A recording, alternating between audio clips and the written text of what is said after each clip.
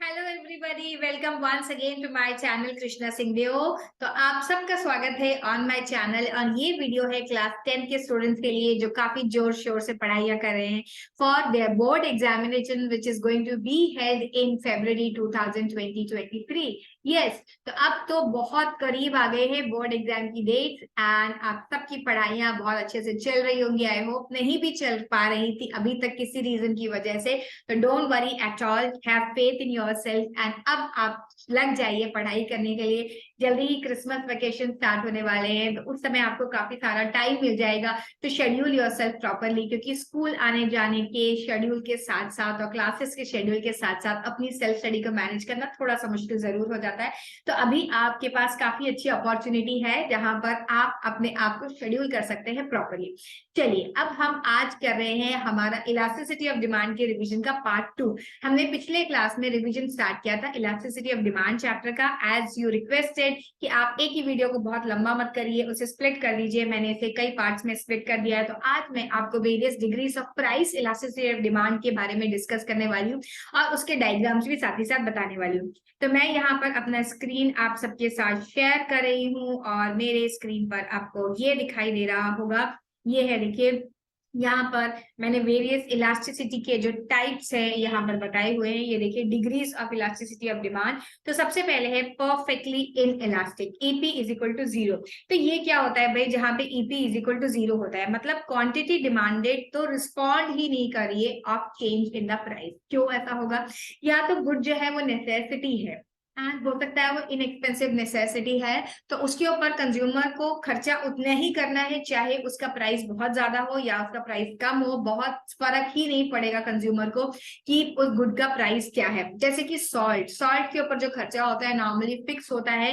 हम अपने प्राइस के हिसाब से, उस कमोडिटी के प्राइस के हिसाब से अपने कंजम्पशन को चेंज नहीं कर रहे होते हैं, इसीलिए हम बोलते हैं कि ये इन इलास्टिक डिमांड है, परफेक्टली इन इलास्टिक। तो इसका डायग्राम हम देखेंगे कि किस तरीके का होता है। जब भी हम परफेक्टली इन इलास्टिक डिमांड की बात करते हैं तो हमें याद रखना है कि जो इसका डिमांड का डायग्राम होता है वो इस तरीके का होता है। This is a parallel line to Y axis, ठीक है, a vertical line parallel to Y axis, जहां पर प्राइस होता है वाई एक्सेस पे एंड यहाँ पर होता है क्वांटिटी डिमांडेड। ओके, तो इस जगह पर आपको दिखाई देगा कि ये जो है इलास्टिसिटी ऑफ डिमांड का जो है ग्राफ वो है 0, EP is equal to 0, perfectly inelastic जिसे बोलते हैं।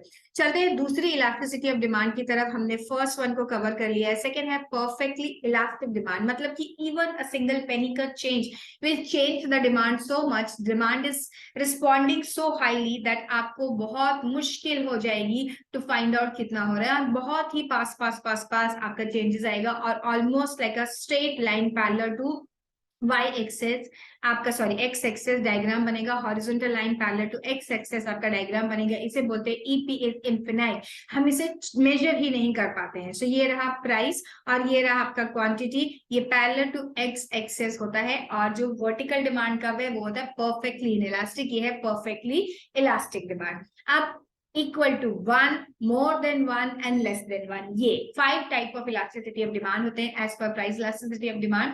तो अब अगर हम बात करें कि ईपी इज इक्वल टू 1 क्या होता है, ईपी इज इक्वल टू 1 का जो डायग्राम है, मतलब कि अगर 10% से प्राइस चेंज हो रहा है तो 10% से ही डिमांड चेंज हो रही है। वेरे ऊपर वाले में क्या था, प्राइस में चाहे कितना भी चेंज है demand is not responding at all, it is 0।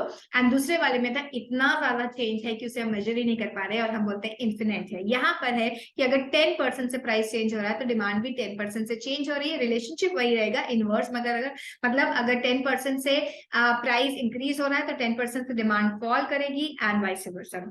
इसका जो शेप ऑफ कर्व होता है इसे बोलते हैं रेक्टेंगुलर हाइपरबोला, इस तरीके का होता है। ईपी इज इक्वल टू 1 का ये डायग्राम है। यहाँ पर प्राइस है फिर से, और फिर से यहाँ पर क्वांटिटी है। Then going to the next one, जब हम बोलते हैं कि जहां पर price elasticity of demand is greater than 1, मतलब 1 से ज्यादा, तो अगर 10% से हमारा प्राइस चेंज हो रहा है तो डिमांड के अंदर चेंज हो सकता है 15% से आए, 20% से आए, 30% से आए। तो इन दिस केस हमारा इलास्टिसिटी ऑफ डिमांड का जो कर्व बनेगा वो कैसा बनेगा, ये ग्रेटर देन 1 है तो more incline towards X axis हमारा इलास्टिसिटी ऑफ डिमांड का कर्व बनेगा। तो काफी कुछ मार्केट डिमांड का जैसा कर्व यहाँ पर बनेगा, ठीक है। अगेन ये वाई एक्सेस है, ये एक्स एक्सेस है, ये प्राइस है और ये क्वांटिटी है at EP is greater than 1। अब हम बात करें कि अगर हमारा elasticity of demand is less than 1, third type, fifth type of elasticity of demand, in that case आपका जो इलास्टिसिटी ऑफ डिमांड का कर्व है वो कुछ इस तरीके से बनेगा, more incline towards the Y axis, मतलब कम इलास्टिसिटी है कि अगर आपका प्राइस में चेंज हो रहा है लेट्स से 10%, तो डिमांड में चेंज हो रहा है 5%, 6% या anything which is less than 10%। तो ये हमारे पास 5 types of elasticity of demand है। इसके हमने डायग्राम्स देख लिए। First is price elasticity of demand equals to 0, जिसे बोलते हैं perfectly inelastic. Then perfectly elastic, जहां पे price elasticity of demand is equal to infinite. Then उसके बाद हमारे पास आता है price elasticity of demand equal to 1, जहां पे रेक्टेंगुलर हाइपरबोला कर्व हमने देखा। देन हमने देखा कि जहां पर price elasticity of demand is greater than 1, means which is more inclined towards the x-axis, and price elasticity more means relatively inelastic, जिसे हम बोलते हैं it is less than 1, it is more inclined towards the y-axis। तो ये 5 type of elasticity of demand आपको याद रखना है स्टूडेंट, एंड इसके डायग्राम्स की प्रैक्टिस साथ ही साथ करना है, क्योंकि even in multiple choice question they can give you a diagram and ask to comment on the elasticity of demand. तो ये डायग्राम आपको बहुत ही अच्छे से याद होने चाहिए। मैं आपको स्ट्रांगली रिकमेंड करूंगी कि इन्हें आप कई बार बना करके देखिए, सो दैट आपके आप काफी अच्छे से इसके ऊपर होल्ड आ जाए।